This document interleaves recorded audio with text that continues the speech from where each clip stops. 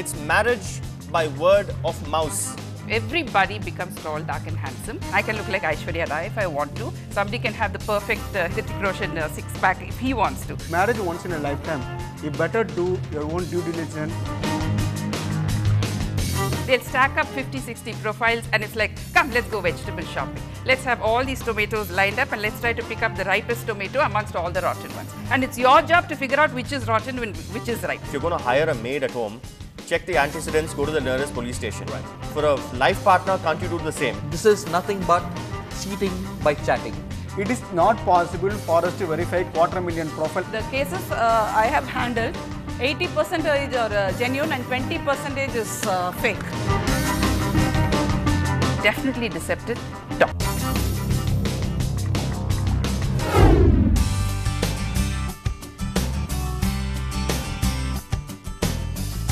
It's easier to find a job than to quit one. The minute the training is over, they're poached by somebody else. Employees today began to treat their jobs like a marriage of convenience till the next offer do us part.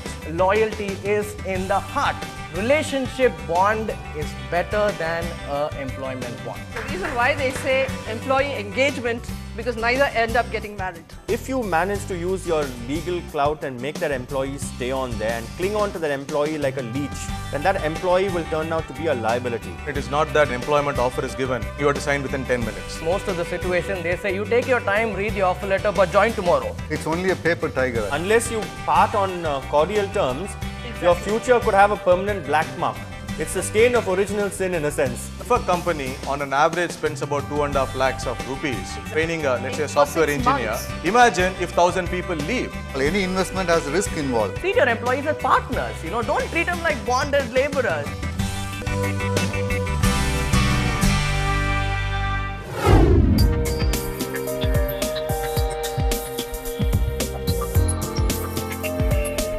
More junk food and colas that are sold than health food or perhaps even diabetic medication. 4 million die of diabetes complications every year. That's more than the HIV. Unless they have a problem, they don't show up to the doctor. They feel they need to have blurred vision. First time that they realize that they have diabetes is when they are in an ICU with a heart attack or with a renal failure. Inactive lifestyle. Even after the doctor tells them, many of them don't go and do the test. It's not negligence, it's genetic. Your own trousers don't fit you. Wake up. There is a large misconception that if they start using insulin once, for life they have to use. How many people know that they shouldn't eat trans fat? How many people know that it's good to eat omega-3 fatty acids? They burn their feet because they have lack of sensation. They have to use a tumble sock. Most people splurge on the latest mobile phones, but they will think twice before buying their AccuCheck. Dietitians busy telling them what not to eat. If you know that you go into kidney failure and if you know your risk of getting a heart attack, do you think you will neglect it? From the age of 16 to now 71, I've been a diabetic taking insulin for 55 years. My oldest diabetic died at the age of 103 years. Is diabetes complicated by ignorance or negligence?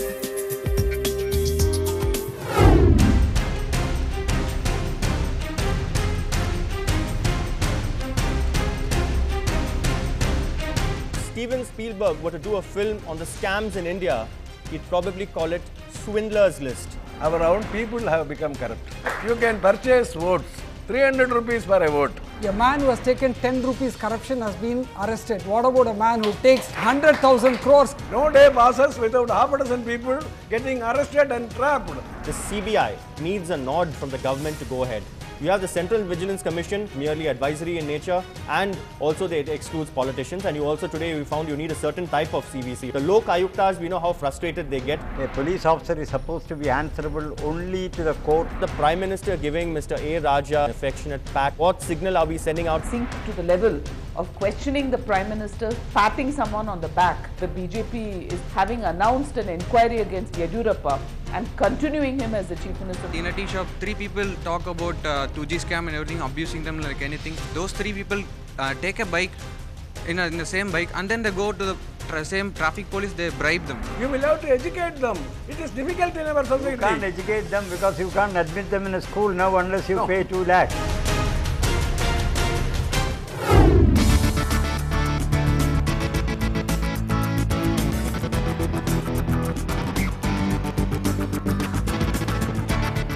same old story. Year after year, inundated roads, mosquitoes, sewage gets mixed with drinking water, corrupt contractors who lay roads which don't even survive a silken drizzle. How long should a road last, sir? Minimum 3 years. Goes to the X1 road. This is being laid every 2 months. Every 2 months. We build large stormwater drains to quickly transport water from the city into the sea. And then we again employ engineers to build a desalination plant to bring salt water and pump in electricity and make fresh water. People dig up roads just before the monsoon. Every time a new road is laid, almost with a vengeance, some other government department comes and digs it up.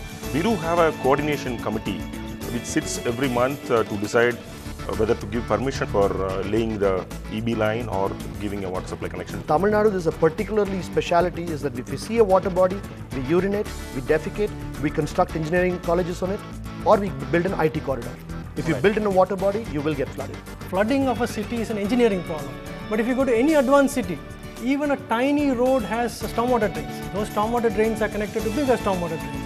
They have ponds that collect the water. The monsoon mess, nature's fury or government apathy.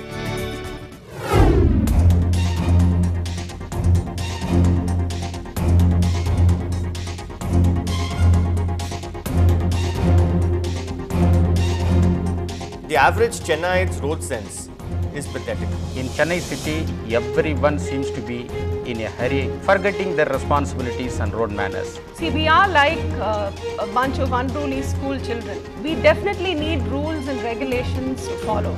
And if it's just left to us, the chaos that we see in Chennai is what will happen. The buildings on plan look very good. But when in implementation, they don't have the same number of car parks that were. Unfortunately, in our city, we have builders who come up with helipads on top of their buildings, but not car parks. When the judiciary is asking me tie up and then listen to my justice, I have to keep quiet and then respond to their queries. So watchdog means to merely watch the violation. He is in the same position as our Honorable Prime Minister. He also knows where the corruption is, but he can't do it. Show me the parking lot, otherwise show me the money. Chennai's parking nightmare, encroachments, lack of enforcement or lack of infrastructure.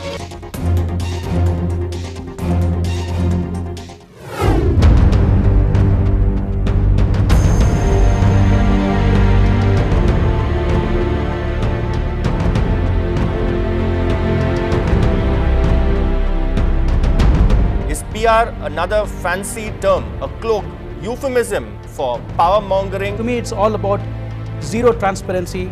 Lobbying serves the interests of special interest groups, right? It's like organized, legalized form of bribery. Under the Indian context, there's no legal status for lobbying. In the United States, every lobbyist is required to register. He's required to submit reports on every 6 months as to who he met, why he met, how many times he met. It's not very easy for anyone to meet a decision maker. I would say PR agencies, please focus on brand building.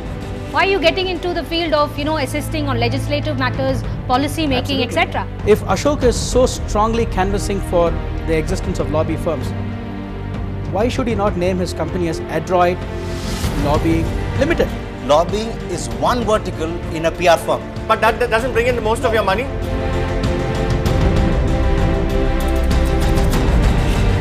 There's no state funding of elections in India, and it's an open fact that industrialists fund election campaigns.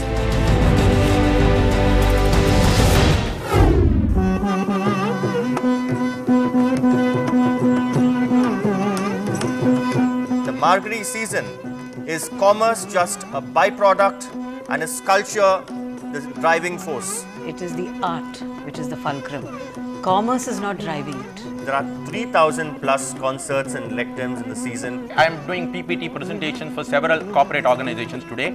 They want deliverables, they want it accepted, they actually check on each of these deliverables. The attention is on the arts, attention is on dance, so the corporate says, well, let me put my banner over there. They sponsor the festival and then they take up 20 tickets or 30 tickets, and you'll find that those rows are empty. Many artists, Krishna, have to pay to perform in sabhas. Because there are people coming there to listen to music.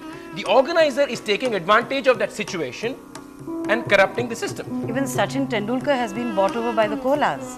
T.M. Krishna has not. Ganesh has not. Sashi Kiran has not. Culture is a root. The commerce, the aspect of is the water. For the younger generation to get the space on stage, we cannot afford as much. 25 years now. And I was in a transferable job, and every year I made it a point to be in Madras during this particular time. The biggest cultural extravaganza. Are we ready?